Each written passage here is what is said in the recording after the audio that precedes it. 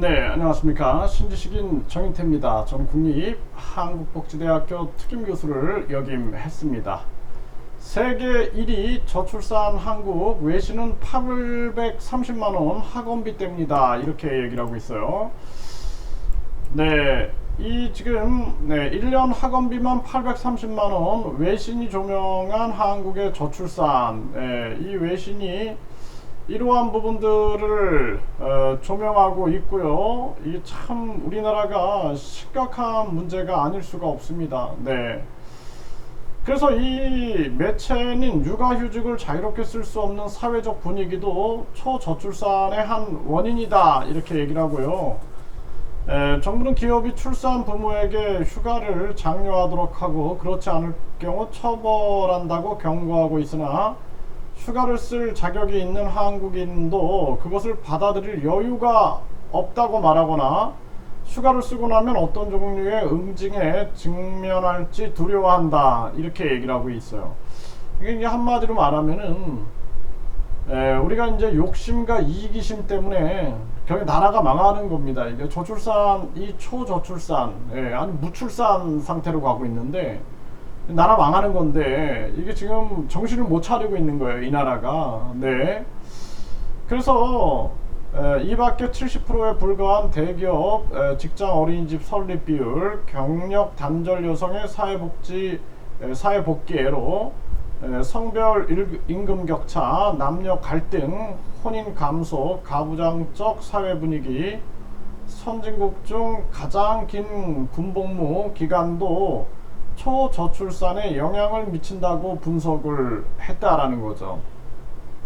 그러니까 사실상 이런 거 다 그냥 국민 권익금 해서 요즘에 그 기본소득, 국민 배당금, GDP 증상카드, 국민주 이런 얘기 나오는데 불필요한 예산을 다 아껴가지고 국민들에게 국민 권익금 딱 주면은 이거 자동적으로 해결됩니다. 이거 저출산 해결되고, 이 비참한 고령화 해결되고, 자살률 해결되고, 서민 경제 붕괴 현상도 이게 해결되는 거예요. 그래서 이게 정치인들이 욕심과 이기심만 버리면 됩니다. 탐욕만 버리면은 해결될 수 있는 거예요. 나만 잘 먹고 잘 산다, 이렇게 생각하기 때문에 지금 안 되고 있는 거예요. 그리고 이게 이제 어린이집이나 이런 기관에게 지원해 주는 게 아니라 직접 그 부모에게 지원해 줘야 돼요.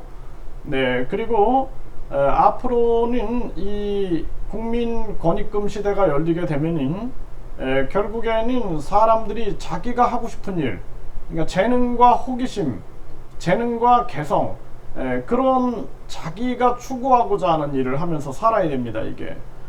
그리고 성별 임금 격차, 남녀 갈등도 마찬가지예요. 인간의 존엄성을 실천하면 되는 거고, 그래 이게 자연스럽게 혼인 감소 문제 해결되고, 이게 이제 인간의 존엄성을 실천하다 보면은 가부장적 사회 분위기도 바뀌는 거죠. 그 군복무 기간 같은 경우에는 빨리 우리 사회는 이 모병제로 바꿔야 돼요. 모병제. 지금 징병제를 하고 있으니까 이게 각종 문제가 많은 겁니다. 이게 우리 사회에 할 수 있으면서도 안 하는 거예요. 이거 해야 한다, 이렇게 말씀을 드립니다. 이거 아주 심각한 문제가 아닐 수가 없고요.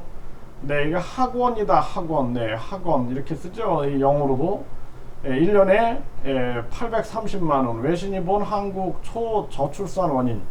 이게 초저출산, 이제 무출산으로 가는 거예요. 무출산. 비싼 집값, 경력 단절, 육아 지원 부족, 가사 부담. 이 심각한 문제가 아닐 수가 없습니다. 이 나라가 미래가 없는 거예요, 미래가.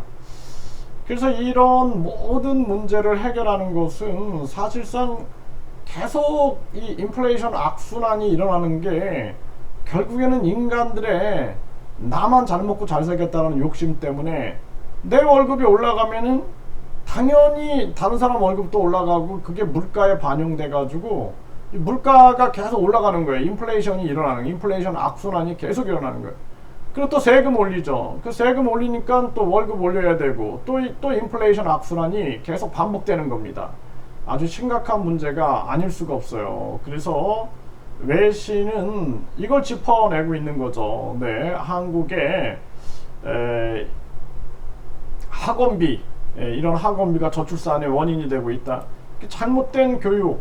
그러니까 교육의 궁극적 목적이라는 것이 인간의 행복인데 그게 아니라 경쟁 위주의, 입시 위주의, 시험 위주의 교육이 다 망쳐놓은 거예요. 그러니까 우리나라 이 저출산 문제 해결하기 위해서는 국민권익금 제도와 더불어서 이 학벌주의를 다 없애버려야 돼요. 그러니까 간단합니다. 모든 학위를 교육부 장관 명의로 주면 되고 모든 대학을 학점 은행 네트워크화 시켜가지고 뭐 예를 들어서 온라인 오프라인 다 가능하니까 서울대에서 10학점, 부산대에서 10학점, 제주대에서 10학점, 뭐 광주대에서 10학점 이런 식으로 학점 은행화 해가지고 80학점이면은 전문학사, 150학점이면은 학사학위 주면 되는 거예요.